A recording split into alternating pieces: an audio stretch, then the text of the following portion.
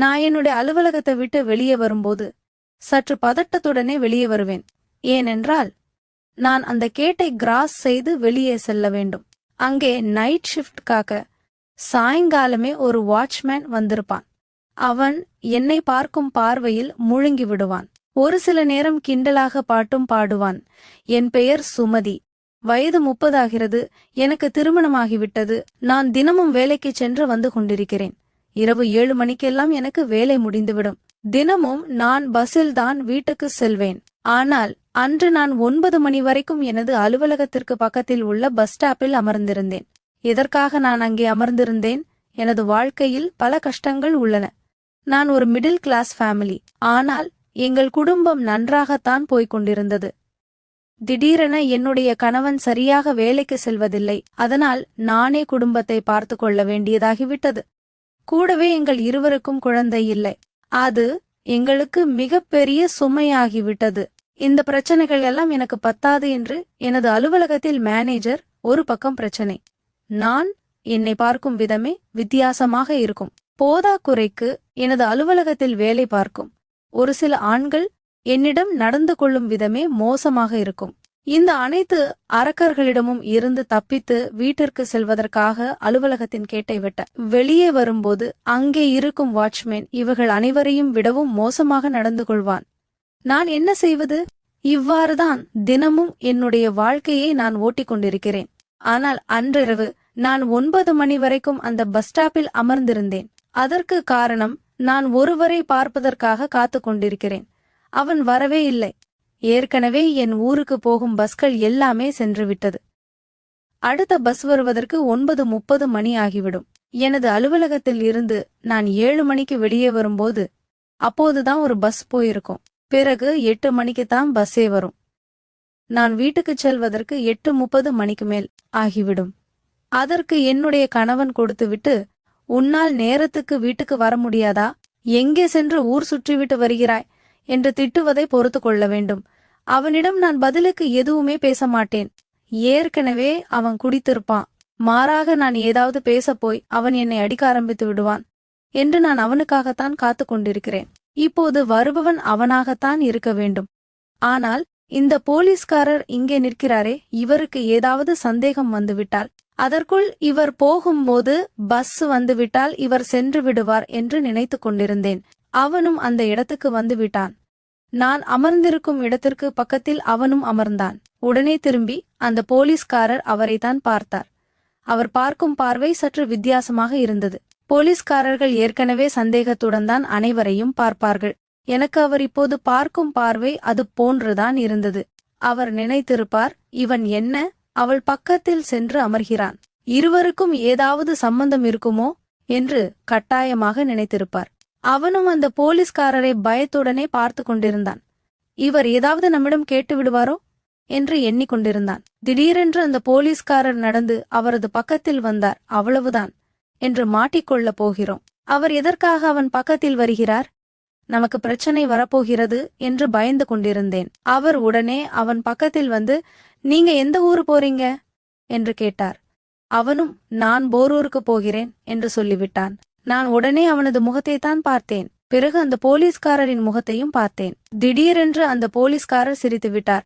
நானும் போரூருக்குத்தான் போகிறேன். எந்த பஸ் போகும்னு தெரியல. வா, 2 பேருமே ஒன்னா போகலாம். பஸ் வரும்போது என்கிட்ட சொல்லு என்றார். அப்போதுதான் எனக்கு கலக்கம் வந்து விட்டது. அவன் இப்போது வந்தது எனக்காகத்தான் வந்திருக்கிறான். அப்படி இருக்கும்போது அவனை இந்த போலீஸ்காரர் அழைத்து சென்று விட்டால் நான் என்ன செய்வது? அவனும் என்னுடைய முகத்தை பார்த்தான். அவர் அங்கே நிற்பதால் பதில் எதுவுமே பேசவில்லை. இருவரும் அமைதியாக அங்கே அமர்ந்திருந்தோம். நாங்கள் என்ன செய்வது என்று யோசித்துக் கொண்டிருக்கும் போது திடீரென்று போரூருக்கு போக வேண்டிய பஸ்ஸும் அந்த இடத்தில் வந்துவிட்டது. உடனே அந்த போலீஸ்காரர் அவனை அழைத்தார். அவனும், சார், இதோ வருகிறேன் என்று கிளம்பினான். நான் அவனது முகத்தையே பார்த்தேன். அவனும் எனது முகத்தையே பார்த்தான். ஆனால் நாங்கள் எதுவுமே பேசிக்கொள்ளவில்லை. அந்த பேருந்தும் அந்த பஸ் ஸ்டாப்பில் வந்து நின்றது. அவன் வேகமாகச் சென்று அந்த பஸ்ஸில் ஏறினான். அந்த போலீஸ்காரரும் அவனுடன் ஏறி இருவரும் ஒரு சீட்டில் அமர்ந்தார்கள். பஸ் அந்த இடத்தை விட்டு போய்விட்டது போன்று இருந்தது. என்னிடம் இதுவரை வாலாட்டினவர்கள் இதற்கு மேல் என்னிடம் பதில் சொல்லியாக வேண்டும். பேருந்து என்னுடைய வீட்டின் அருகில் போய் நின்றது. என்னுடைய வீடு ஒரு 100 மீட்டர் தூரத்தில்தான் இருக்கிறது. அப்படி போகும் வழியில் ஒரு மதுபான கடையும் உண்டு. அங்கு வெளியில் நிற்பவர்கள் சில நேரம் என்னை கிண்டல் செய்வார்கள். நான் எப்பொழுதுமே அந்த வழியாகச் செல்லும்போது கூனி குறுகி நடந்துதான் செல்வேன். ஆனால் நான் இப்போது ஒரு மிகப்பெரிய மிருகமாக மாறிவிட்டேன். என்னை யாராவது சீண்டினால் அவர்கள் அதற்கு பதில் சொல்லியே தீர வேண்டும். நான் தைரியமாக அந்த வழியாக நடந்து சென்றேன். இப்போது மிகவும் நேரமாகிவிட்டது. இரவு 9:30 மணி இருக்கும். அதனால் அங்கு அதிகமாக கூட்டமில்லை. மூவர் மட்டும்தான் போதையில் அங்கே நின்று பேசிக் கொண்டிருந்தனர். என்னை பார்த்ததும் அவர்கள் கேலியாக பேச ஆரம்பித்தனர். இதுவரை நான் அந்த இடத்தில் நடக்கும்போது மிகவும் வேகமாக அந்த இடத்தை விட்டு கிராஸ் செய்து நடந்து சென்று விடுவேன். ஆனால் இன்று நான் வேண்டுமென்றே மிகவும் மெதுவாக நடந்து சென்றேன். அவர்களின் சிரிப்பொலியை கேட்டேன். கோபத்தில் நான் அதே இடத்தில் நின்றுவிட்டேன். நான் திரும்பி அவர்களது முகத்தை முறைத்து பார்த்தேன். நான் நிற்பதை பார்த்து அவர்கள் அதிர்ச்சியாகிவிட்டனர். அவர்கள் எனது முகத்தை பார்த்தனர். அதை பார்த்தவுடன் அவர்கள் பயந்து விட்டனர். நான் அவர்களை கடுமையாக முறைத்து கொண்டிருந்தேன். ஒரு நிமிடம் அசையாமல் அதே இடத்தில் நின்று அவர்களை முறைத்து பார்த்து கொண்டே இருந்தேன். உடனே பயந்து போய் அவர்கள் அந்த இடத்தை விட்டு ஓடிவிட்டனர். அது எனக்கு மிகவும் மகிழ்ச்சியாக இருந்தது. பிறகு நான் வேகமாக நடந்து எனது வீட்டுக்குத்தான் சென்றேன். எனது வீட்டின் கதவு பூட்டப்படாமல் சும்மா இருந்தது. அதை நான் திறந்து கொண்டு உள்ளே சென்றேன். எனது கணவர் மதுபோதையில் சோபாவில் அமர்ந்திருந்தார். நான் அதனை கண்டு கொள்ளாமல் நேராக உள்ளே சென்றேன். அப்போது அவர் என்னை திட்ட ஆரம்பித்தார். ஆனால் நான் அதை சிறிதும் கண்டு கொள்ளவில்லை. எதையும் காதில் வாங்காதது போன்று எனது அறைக்கு சென்றேன். இதுவரை நான் இது போன்று இருந்ததே இல்லை. அவர் உடனே கோபத்தில் என்னை அடிப்பதற்காக வேகமாக உள்ளே வந்தார். அவர் ஒரு கையை தூக்கிக் கொண்டு என் பக்கத்தில் வந்தார். நான் அந்த கையை தடுத்து அவரை பிடித்து கீழே தள்ளிவிட்டேன். அதனால் அவருக்கு இன்னும் கோபம் அதிகமாகிவிட்டது. அவர் பக்கத்தில் இருந்த டேபிளை தூக்கி எனது மீது அடிப்பதற்காக அதை எடுத்தார்.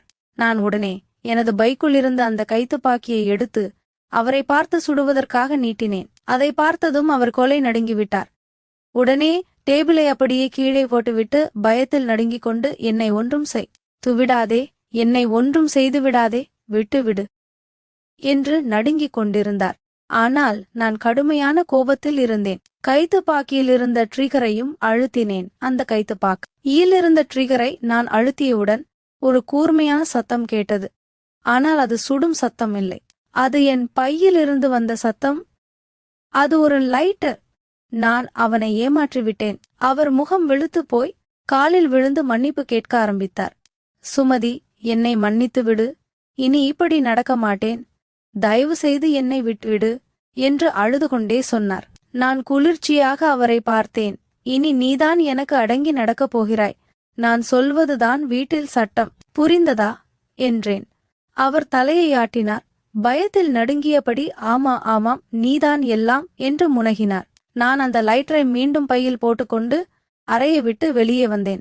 அன்று முதல் என் வாழ்க்கை மாறிப்போனது. அலுவலகத்தில் மேனேஜரும் வாட்ச்மேனும் வேறு யாரும் என்னை தவறாக பார்க்க துணியவில்லை. ஏனென்றால் என் கண்களில் ஒரு புதிய தைரியம் தெரிந்தது. வீட்டில் என் கணவர் என்னை தொடக்கூட பயந்தார். நான் சம்பாதித்து குடும்பத்தை நிமிர்ந்து நடத்தினேன். குழந்தை இல்லாத வலி இன்னும் இருந்தது. ஆனால் இனி யாரும் என்னை நசுக்க முடியாது என்ற நம்பிக்கை எனக்கு வந்துவிட்டது. அன்று பஸ் ஸ்டாப்பில் நான் காத்திருந்தவன் யார்? அவன் யாரும் இல்லை. அவன் எனக்குள்ளிருந்த புதிய சுமதி. தைரியமான, தன்னம்பிக்கை கொண்ட சுமதி. அவள் அன்று வெளியே வந்து விட்டாள். இனி யாரும் என்னை தொட முடியாது. நான் இப்போது விடுதலை அடைந்து விட்டேன். அந்த கைத்துப்பாக்கியின் ட்ரிகரை அழுத்த இவுடன் கேட்ட சத்தம் என் காதுகளில் திரும்ப திரும்ப ஒலித்துக் கொண்டிருந்தது. கிளிக், ஒரு லைட்டரின் சத்தம். ஆனால் அந்த ஒரு சத்தம் போதுமானதாக இருந்தது. என் கணவரின் முகத்தில் இருந்த ரத்தமெல்லாம் ஒரு கணத்தில் வடிந்து போய் அவர் காலில் விழுந்தார். சுமதி, தயவு செய்து என்னை மன்னித்து விடு. இனிமேல் இப்படி ஒரு நாள் நடக்காது என்று அவர் கைகளை தூக்கி கூப்பி அழுது கொண்டே சொன்னார். அவரது குரல் நடுங்கியது. போதையின் தாக்கம் ஒரு நொடியில் பறந்து போயிருந்தது. நான் அவரை மேலிருந்து கீழாக ஒருமுறை பார்த்தேன். என் கண்களில் கோபமில்லை. இப்போது அங்கு ஒரு குளிர்ச்சியான தைரியம் மட்டுமே இருந்தது. எழுந்திரு என்றேன். என் குரல் அமைதியாக இருந்தது. ஆனால் அதில் ஒரு உறுதி இருந்தது. எதிர்த்து நிற்க முடியாத உறுதி. அவர் நடுங்கிய கால்களுடன் எழுந்தார். இனிமேல் இந்த வீட்டில் நான் சொல்வதுதான் சட்டம். நீ வேலைக்கு போவாய், குடிக்க மாட்டாய், என்னை தொட முயல மாட்டாய். புரிந்ததா? அவர் தலையை ஆமோதிப்பது போல ஆட்டினார். ஆ, ஆமா, சுமதி, நீதான் எல்லாம். நான் லைட்டரை பையில் போட்டுவிட்டு அறையை விட்டு வெளியே வந்தேன். அன்று இரவு நான் நன்றாக தூங்கினேன். பல வருடங்களுக்கு பிறகு பயமில்லாமல் தூங்கினேன். அடுத்த நாள் காலை நான் எழுந்ததும் என் கணவர் ஏற்கனவே எழுந்து காப்பி போட்டு வைத்திருந்தார். அவர் முகத்தில் இன்னும் பயத்தின் எச்சம் இருந்தது. காப்பி என்று தயங்கியபடி சொன்னார். நான் ஒரு வார்த்தை பேசாமல் குடித்துவிட்டு அலுவலகத்திற்கு கிளம்பினேன். அலுவலகத்திற்கு போகும் வழியில் வாட்ச்மேன் வழக்கம் போல கேட் அருகில் நின்றிருந்தான். என்னை பார்த்ததும் அவன் புன்னகைத்தான், அந்த இழிந்த புன்னகை. நான் நின்றேன். நேராக அவன் கண்களை பார்த்தேன். இனிமேல் என்னை அப்படி பார்த்தால் உன் வேலை போய்விடும், புரிந்ததா என்றேன். என் குரல் உரக்க இல்லை, ஆனால் தெளிவாக இருந்தது. அவன் முகம் வெளுத்தது. சாரி மேடம், இனிமேல் இல்லை என்று தலையை குனிந்து கொண்டான். அலுவலகத்திற்குள் நுழைந்ததும் மேனேஜர் என்னை பார்த்து வழக்கம் போல ஒரு பார்வை பார்த்தார். அது ஒரு வித்தியாசமான பார்வை, என்னை தொட அழைக்கும் பார்வை. நான் அவர் அறைக்கே நேராக சென்றேன். சார், ஒரு நிமிடம் பேச வேண்டும். அவர் சிரித்தபடி, வாங்க சுமதி, உட்காருங்க. நான் உட்காரவில்லை, நின்றபடியே சொன்னேன். இனிமேல் என்னை அப்படி பார்க்காதீர்கள். உங்கள் பார்வை எனக்கு பிடிக்கவில்லை. நான் இங்கு வேலை செய்வதற்குத்தான் வருகிறேன், வேறு எதற்கும் இல்லை. அடுத்த முறை இப்படி நடந்தால் நான் HR கிட்டே புகார் கொடுப்பேன். தெளிவா? அவர் முகம் சிவந்தது. சுமதி, நான் அப்படி எதுவும் இருக்கலாம், ஆனால் இனிமேல் இருக்காது. நல்லது. நான் திரும்பி வெளியே வந்துவிட்டேன். அன்று முதல் அலுவலகத்தில் யாரும் என்னை தவறாக பார்க்கவில்லை. என் மேஜை அருகில் வரும் ஆண்களெல்லாம் தயங்கினார்கள். நான் பேசும்போது கவனமாக கேட்டார்கள். வீட்டிற்கு வந்ததும் என் கணவர் வேலைக்கு போயிருந்தார். மாலையில் திரும்பி வந்தார். குடிக்கவில்லை. எனக்கு சாப்பாடு வைத்தார். சுமதி, இன்னைக்கு எனக்கு ஒரு இன்டர்வியூ இருக்கு, நல்ல வேலை என்று தயங்கியபடி சொன்னார். நான் தலையை ஆட்டினேன். போய் வா, நல்லா பண்ணு. நாட்கள் செல்ல செல்ல என் வாழ்க்கை மாறத் தொடங்கியது. என் கணவர் வேலைக்கு செல்ல ஆரம்பித்தார். குடிப்பழக்கத்தை நிறுத்தினார். வீட்டில் என்னை மதிக்க ஆரம்பித்தார். நாங்கள் இருவரும் பேச ஆரம்பித்தோம். உண்மையாக பேச ஆரம்பித்தோம். ஒரு நாள் இரவு அவர் என்னிடம் வந்து, சுமதி, நான் இவ்வளவு நாள் உன்னை எப்படி நடத்தினேன் எனக்கு இப்போதான் புரிகிறது, மன்னிச்சிடு என்று கண்கலங்கினார். நான் அவர் தோளில் கை வைத்தேன். போனது போகட்டும், இனிமேல் நன்றாக இருப்போம். குழந்தை இல்லாத வலி இன்னும் இருந்தது. ஆனால் அதை பற்றி நாங்கள் பேச ஆரம்பித்தோம். டாக்டரிடம் சென்றோம், சிகிச்சை எடுத்துக்கொண்டோம், நம்பிக்கையுடன் காத்திருந்தோம். 1 வருடம் கழிந்தது. என் வாழ்க்கை இப்போது என் கையில் இருந்தது. நான் பயப்படவில்லை, நான் தயங்கவில்லை. நான் சுமதி, புதிய சுமதி. அன்று பஸ் ஸ்டாப்பில் நான் காத்திருந்தவன் யாரும் வெளியில் வரவில்லை. அவன் எனக்குள் இருந்தவன். அவன் என் தைரியம், என் சக்தி. அவன் என்னை விடுதலை செய்தான். இப்போது நான் நடக்கும் எந்த வழியிலும் கூனி குறுகி நடக்கவில்லை. நிமிர்ந்த தலையுடன் தைரியமாக நடக்கிறேன். யாரும் என்னை இனி தொட முடியாது. நான் விடுதலை அடைந்து விட்டேன். இது என் கதை, ஒரு பொதுவான பெண்ணின் கதை. ஆனால் இது ஒவ்வொரு பெண்ணுக்கும் சொல்லும் செய்தி.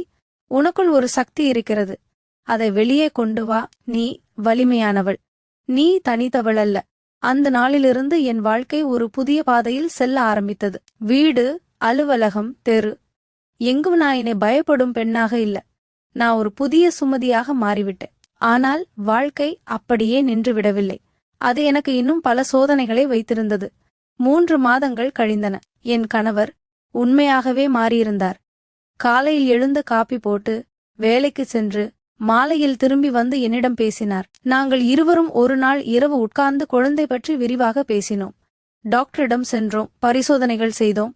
முடிவுகள் சாதாரணமாகத்தான் இருந்தன. கவலைப்படாதீர்கள், இது இன்று பலருக்கும் வரும் பிரச்சனை. சிகிச்சை எடுத்தால் சரியாகிவிடும் என்றார் டாக்டர். நாங்கள் நம்பிக்கையுடன் சிகிச்சை தொடங்கினோம். அதே சமயம் நான் அலுவலகத்தில் என் வேலையை இன்னும் தீவிரமாக செய்ய ஆரம்பித்தேன்.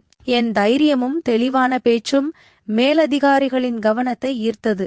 ஒரு நாள் என்னை மேனேஜர் அழைத்தார். இம்முறை அந்த இழிந்த பார்வை இல்லாமல், சுமதி, உங்கள் வேலை சிறப்பாக உள்ளது. ஒரு புதிய ப்ராஜெக்ட் வருகிறது.